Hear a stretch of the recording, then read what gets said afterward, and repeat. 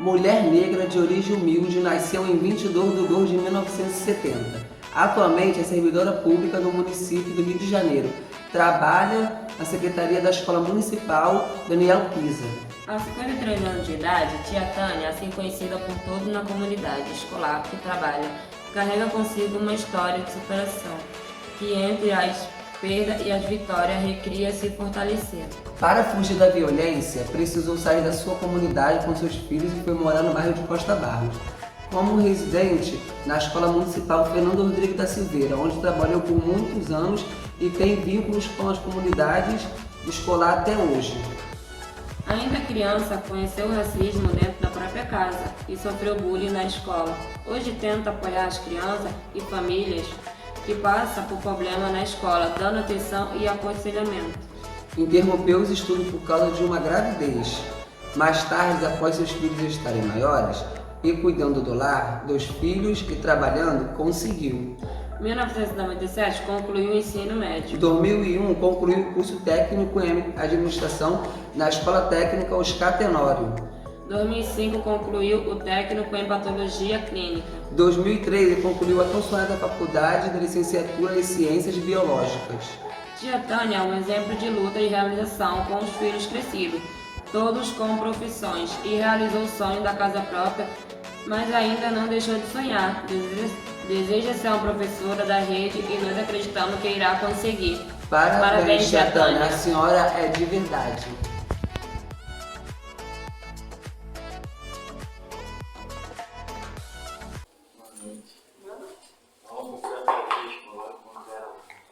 Quando eu era aluna, depende de qual período da minha vida, né? No ensino médio, eu fiz supletivo, eu fiz à noite, entendeu? Eu tive, quando cheguei no 9º ano, agora eu tive a 8ª série,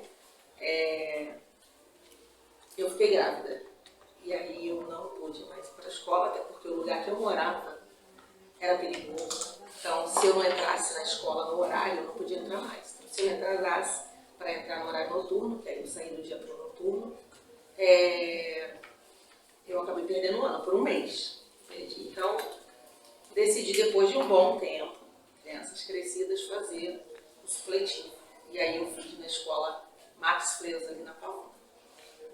Como aluna mesmo, desde a infância até a idade adulta, eu sempre fui aluna regular. Sempre estudei para tirar o que eu precisava. Não me esforcei tanto. Qual tipo de escola? Então, quando eu fiz o supletivo e esse professor incentivou bastante, eu fiz a Escola Técnica Estadual Oscar Tenório, que fiz formação em técnico de administração. E depois desse técnico de administração, eu já tinha começado a trabalhar na escola. Eu passei para o horário do dia. E aí, como eu trabalhava, eu ficava pensando como que eu vou estudar. Eu passei seu trabalho, não posso deixar o trabalho. E aí eu tentei depois mudar para a noite, né? Porque a minha nota foi muito boa, então eu passei para o horário da manhã. Estava de férias, eu estudei nesse período todo da manhã. Acabou as férias, eu já fiquei lá articulando para ir para o horário da noite, né? E o diretor na época falou, você está pedindo uma coisa que ninguém pede, que é para sair de um horário que você vai ter uma aula bem melhor, né? Bem mais complementada, e ir para a noite. Eu falei assim, porque eu preciso, ou eu vou para a noite ou eu desisto. E aí eu fui para a noite e concluí o técnico de administração. Fiz escola técnica de novo, passei novamente para o Oscar Tenório e fiz técnico de laboratório. Então eu tenho essas duas formações técnicas, administração e técnico de laboratório. Pode contar como foi sua infância e adolescência? A infância e adolescência não foi muito longe do que vocês vivenciam aqui pelo bairro, não. Foram difíceis.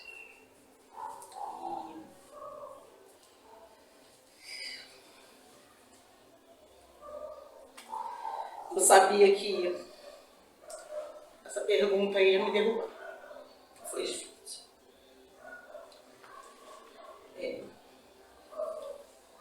Primeiro eu nasci em casa, né? Eu não nasci em hospital, nem teve pré-natal, maternidade, essas coisas. Eu já nasci em casa num dia de enchente. E os pais não eram separados, mas meu pai era uma pessoa casada. Então, meu pai não podia estar com a gente porque ele tinha uma outra família, né? Então, minha mãe criou a gente até um período. Éramos 3 irmãs, e até um período ela nos criou sozinha. E aí, quando ficou apertadinho, a gente foi morar com a minha avó. A parte difícil começa aí, porque a minha avó ela era uma pessoa difícil. Pessoa nordestina que teve uma vida muito ruim. E ela não tinha que eu continuo vendo nas escolas afeto familiar. E então ela não soube passar isso pra gente, ter esse afeto, né? Essa questão do afeto. Então assim, a minha avó dava casa e comida. Ela não se importava se a gente ia ou não para a escola. Mas ela fazia o papel dela.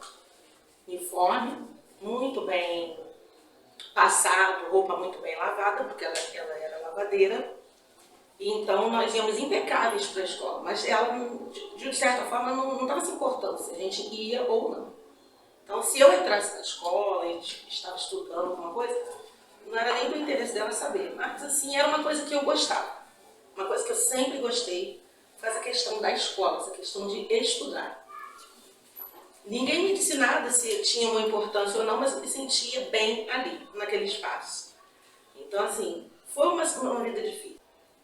Então, a vida foi assim, difícil. Até ir morar, de fato, com a minha mãe, que tinha deixado a gente com a minha avó. E ter ido morar com a minha mãe. E aí, ficou mais difícil ainda. Porque a única coisa que eu gostava me foi tirada na escola. Então, morando com a minha mãe, para tomar conta da minha irmã, que tinha de 3 meses, quando eu tinha 10 anos, eu deixei a escola. Mas foi por um ano só. E no outro ano, eu não conseguia ir. Porque ou eu tomava conta da irmã, ou eu ia para a escola. Que tinha um horário para entrar também. Se eu não chegasse no horário, na época existiam 3 turnos, eu não conseguia chegar, porque o pai dela precisava chegar em casa para que eu saísse. Então era confortável para ele não chegar, porque aí eu continuaria tomando conta dela enquanto ele ficava dormindo. Então, assim, a infância foi assim. Fala um pouco da tua convivência, como te vê na vida. Né? Então, eu morei em comunidade que até no período em que eu estava não era violenta, mas aí aconteceu essa questão de violência lá, que foi invadida por pessoas que até hoje a gente tem dúvidas, pessoas dizendo, eram atores da comunidade, né? Ou eram policiais. A gente não sabia quem invadiu, na verdade. Depois de muito tempo, teve uma questão de dizer que realmente foram policiais. Mas eu morava nessa comunidade, que já era tranquila até esse período. Morei por 2, 3 anos lá. E uma noite aconteceu essa violência, que foram pessoas entrando, e a gente ouvia sons e ouvia vozes. E quando eu ouvi um vizinho falando, eu sou morador, a gente foi olhar no buraquinho da porta assim, e viu que homens armados deram uma coronhada nele e não perguntamos nada pra você. E mandou essas pessoas subirem para a parte mais alta, que era um campo. E essas pessoas foram agredidas a marteladas. Uma só, mas foi o suficiente para um vizinho perder a memória e perder o emprego, porque ele era cozinheiro. E outras pessoas, foram umas 10 pessoas mais ou menos. Eu tinha marcado com uma amiga de levar as crianças ao médico, e a minha amiga de manhã falou assim, Tânia, vamos embora. E eu falei assim, eu nem dormi direito, mas estou organizando as crianças para poder a gente ir no médico. Ela não, a gente vai embora. Aí quando eu olhei, eu vi aquelas pessoas aí, tudo com suas trouxinhas de roupa, com o que podia levar e saindo. E o que aconteceu? Aí ela contou esse ocorrido, né? E aí realmente eu tive que, pelo menos por um período, sair. E aí foi quando eu trabalhava no Rubem Gomes. Eu trabalhava, na verdade, foi a minha primeira escola, foi o CEP Rubem Gomes. E lá, o Rubens estava dividindo a escola Fernando Rodrigues. A escola de Fernando Rodrigues estava dividida em 3 escolas. Uma delas era Fernando, a outra não sei se era ali em Coelho Neto, que era Charles Anson, uma coisa assim, e uma terceira escola que eu não me lembro. E como eu trabalhava no Rubens e a direção estava lá, uma amiga perguntou se eu não podia vir para cá, que aqui estava em obra, tinha tido uma pane, então toda a escola ficou sem parte elétrica, sem hidráulica, e aí estava tendo uma obra e precisaria depois, após a obra, de um residente. E para sair de onde eu estava, eu perguntei se eu poderia vir. E aí eu vi, e como eu sou uma pessoa assim meio procrastinadora, meio acomodada, fui ficando. Mas aqui as pessoas também me apoiaram para estudar, né? E esse estudo, essa questão de voltar à escola, é que me trouxe, na verdade, ao resgate de mim mesma, do que eu gostava de fazer e das conquistas. Então, apesar de morar na Fernando, eu tenho casa. Eu tenho uma casa em Bangu, que é onde minha filha mora. Eu tenho um apartamento em São Gonçalo, que é onde a gente comprou agora para sair um pouco desse espaço do Rio, né? Que o espaço do Rio está muito difícil, né? E lá, apesar de São Gonçalo também as pessoas falarem muito, o pedaço que a gente mora é um pedaço tranquilo. Onde a gente pode sair na rua, fazer um lanche, pode caminhar, pode sair à noite. Então, assim, tá um pouco melhor. Então, eu tenho essas conquistas, que são as minhas formações, né? Eu tenho técnico de administração, técnico de laboratório e sou formada em biologia. Eu também me formei em educação infantil porque eu não consigo ficar em casa, né? Então, eu depois fui fazer formação em educação infantil. E o fato de eu me dedicar muito ao estudo na questão de concursos, né? Porque para você conquistar, você também tem que se dedicar. Então, às vezes, eu paro uma coisa, paro outra e não consigo. E eu entendo, às vezes, que em algumas coisas, parte da minha vida, elas são difíceis de conquistar. E aí é onde as pessoas param. Então, eu tento uma coisa, não dá certo, aí eu vou tentar outra. Então, eu sou uma pessoa assim, que estou sempre tentando uma coisa diferente, tento não desistir. Eu ainda não consegui chegar ao meu objetivo. Não sei se eu vou conseguir, que é dar aula, mas eu continuo tentando. Então, assim, fiz formação, faço concurso, chego perto, mas tem gente que chega muito mais perto porque a pessoa vive só daquilo. Só daquilo, só do estudo. Então, assim, é uma coisa que eu digo para vocês. Conquistei minha formação, conquistei o meu imóvel. Então, assim, se eu tenho algum outro objetivo, que seria esse, entrar em sala de aula, então depende de mim mesmo. Mais de ninguém agora. Não posso culpar ninguém de nada, não posso responsabilizar ninguém. Mas a gente tem aqueles empecilhos, né? Tem algumas coisas que impedem que você siga em frente. Eu tive problemas. Você se considera uma pessoa feliz? Então, é o conceito de felicidade, né? Para mim, estado de espírito, hoje eu posso estar feliz, apesar de ter soltado algumas lágrimas aqui, eu estou me sentindo feliz de estar participando desse trabalho. Quando a Raquel falou para mim, eu falei assim, com certeza, eu dou esse apoio. Porque eu acho que eu podia passar alguma coisa para vocês, eu achei que teria mais pessoas, mas eu sabia que, de alguma forma, eu posso passar alguma coisa para vocês. Eu sei que vocês não vão sair daqui sem nada. Pode dar uma tropeçada ali, cair algumas coisas assim, mas alguma coisa você vai se lembrar em algum momento que eu tenha dito, né? Ela falou sobre isso, olha bem que é isso mesmo que ela falou. Então eu sei que alguma coisa fica. Fica tudo, mas alguma coisa vai ficar.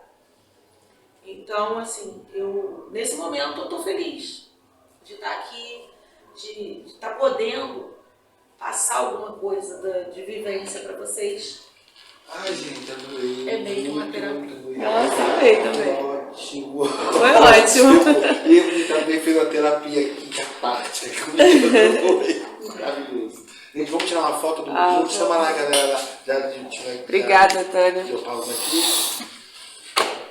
Chama lá o Aloysio, quem tá lá pra tirar a foto junto, todo mundo. Eu que agradeço aos meninos, né? Ele foi direitinho com esse trabalho. Eu espero que realmente